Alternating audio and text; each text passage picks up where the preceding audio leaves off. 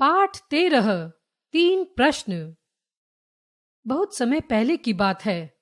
एक रियासत के राजा के मन में यह विचार आया कि अच्छे प्रशासन के लिए क्या किया जाए। उसने सोचा कि कितना अच्छा हो यदि यह पता चल जाए कि किस कार्य को पहले करना चाहिए, उसे करने के लिए कौन सी शुभ घड़ी होती है और किस विद्वान की सलाह पर कार्य सफल होता है। ऐसा विचार आते ही उसने राज्य में मुनादी करवा दी कि जो कोई उन्हें सही समय पर सही कार्य करने के लिए सही व्यक्ति के बारे में सही सुझाव देगा, उसे पुरस्कृत व सम्मानित किया जाएगा। कई विद्वानों ने राजा के दरबार में आकर अलग अलग सुझाव रखे। कोई कहता है कि जिस समय जो कार्य अधिक मुख्य लगे उसे पहले करना चाहिए।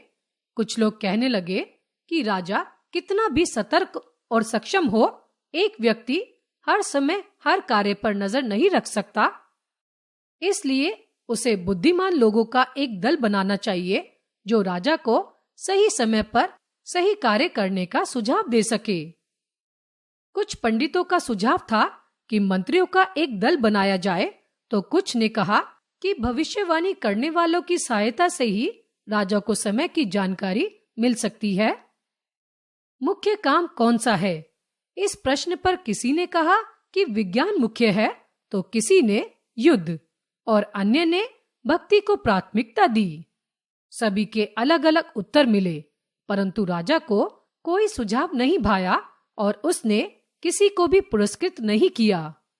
उसके मन में उत्तर खोजने की जिज्ञासा तीव्र होने लगी। उसे पता चला कि एक ज्ञानी ऋषि जंगल के एक आश्रम में वास करते हैं। उसने तय किया कि वह उनसे इन प्रश्नों का उत्तर मांगेगा। उसे पता था कि वे ऋषि न किसी से मिलते हैं और न ही आश्रम छोड़कर बाहर कहीं निकलते हैं। इसलिए उसने तय किया कि उस आश्रम में वह एक साधारण व्यक्ति की तरह ही जाएंगे। साधारण वेशभूषा में राजा जंगल की ओर निकल पड़ा। जैसे ही वह आश्रम के करीब पहुंचा, उसने अपने सैनिक दल को वहीं रुकने को कहा और अकेला आश्रम की ओर चल पड़ा। आश्रम पहुंचकर राजा ने देखा कि एक वृद्ध आंगन में खुदाई कर रहा है। राजा ने उसे प्रणाम किया। उस वृद्ध ने प्रणाम का उत्तर दिया और अपने काम में लग गया। एक सूखी काया के व्यक्ति को इतना श्रम करते देखकर राजा ने सोचा कि वह खुदाई करते करते थक गया होगा, तो क्यों ना उसकी सहायता कर दी जाए। राजा को सहायता के लिए आगे बढ़ते देखकर भी वृद्ध अपने कार्य में जुटा रहा।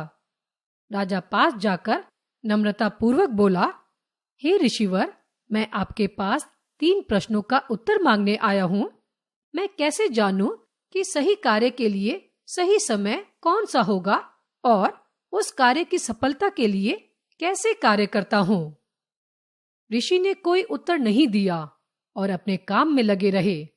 राजा ने कुछ देर बाद कहा, आप थक गए होंगे, लाइए यह कुदाल मुझे दीजिए, मैं आपकी मदद कर दूं। आप थोड़ी देर विश्राम कर लीजिए। ऋषि की सांस फूल रही थी। उन्होंने राजा को कुदाल दे दी। कुछ देर खुदाई करने के बाद राजा ने अपने प्रश्न फिर दोहराए। ऋषि उत्तर देने की बजाय बोले, लाओ, तुम थक गए होंगे, कुदाल मुझे दे दो और आराम करो। परंतु राजा ने खुदाई का काम जारी रखा। शाम ढलने लगी। राजा ने अपना काम जारी रखते हुए फिर कहा, आप ज्ञानी हैं, इसलिए मैं अपने प्रश्नों का उत्तर जानने के लिए आपके पास आया हूँ। यदि आप उत्तर न देना चाहें तो खाली हाथ लौट जाऊंगा। वह देखो, कोई दौड़ता हुआ इधर आ रहा है, देखो कौन है। कहते हुए ऋषि उठ खड़े हुए। राजा ने उस ओर मुड़कर देखा। एक व्यक्ति अपना पेट पकड़े आश्रम की ओर दौड़ा चला आ रहा था। राजा के पास पहुंचकर वह कराते हुए गिर पड़ा और बेहोश हो गया। ऋषि और राजा ने मिलकर उसके वस्त्र ढीले किए तो देखा कि उसके पेट से खून बह रहा था। राजा ने उसके जख्म को धोया और अपने रुमाल से उस खून के बहाव को रोकने का प्रयास करने लगा। जैसे ही रुमाल खून से लथपथ हो जाता, उसे पानी से धोकर फिर पेट के जख्म पर रख देता। ऐसा उसने कई बार किया। अंततः खून का रिसाव बंद हो गया। राजा ने उस व्यक्ति के चेहरे पर पानी के छींटे मारे और 2 घूंट पानी पिलाया। अंधेरा छा गया था। राजा ने घायल व्यक्ति को आश्रम के भीतर ले जाकर लिटा दिया। राजा भी बहुत थक गया था। एक तो लंबा सफर और फिर आश्रम में किया गया परिश्रम, उसे भी नींद आ गई और वह भी वहीं सो गया। सुबह नींद खुली तो उसे पहले दिन का सारा घटनाक्रम याद आया। उसने आंखें खोलकर देखा तो वह घायल व्यक्ति उसकी ओर देख रहा था। धीमे स्वर में वह घायल व्यक्ति कह रहा था, मुझे क्षमा करना, मैं तुम्हें जानता भी नहीं, तो फिर क्षमा किस बात की? आप मुझे नहीं जानते, पर मैं आपको जानता हूं। मैं आपके उस दुश्मन का भाई हूं जिसे आपने मार दिया और उसकी सारी संपत्ति छीन ली थी। मैंने प्रण लिया था कि मैं आपको मारकर बदला लूंगा। इसी इरादे से मैं आश्रम की ओर आ रहा था। रास्ते में आपके सिपाहियों ने मुझे पहचान लिया और मुझ पर आक्रमण कर दिया। किसी तरह जान बचाकर भाग आया था। यदि आपने मेरा उपचार न किया होता तो मैं मर गया होता।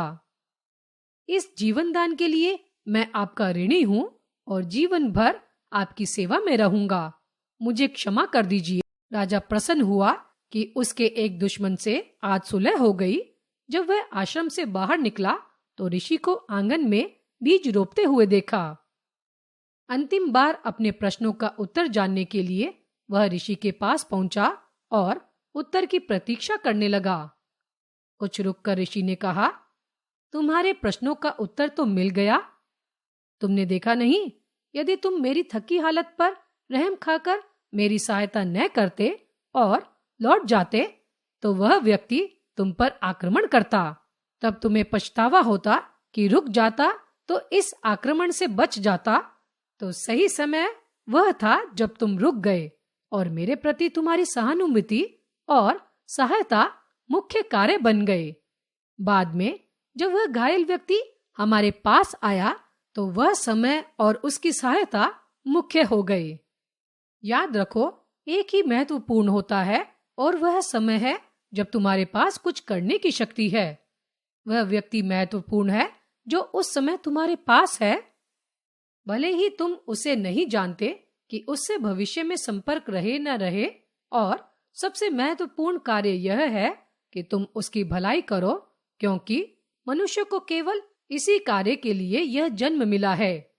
राजा को अपने प्रश्नों का उत्तर मिल गया था। ऋषि को धन्यवाद देकर वह अपने राज्य लौट आया। पढ़े और समझे। मुनादी, ढिंडोरा, डुग्गी बजाकर दी जाने वाली सूचना। सतर्क, चौकन्ना, प्राथमिकता, प्रथम स्थान में रखे जाने की अवस्था। रिसाव, बहना, जिज्ञासा, जानने की इच्छा। प्रण, प्रतिज्ञा, रहम, दया।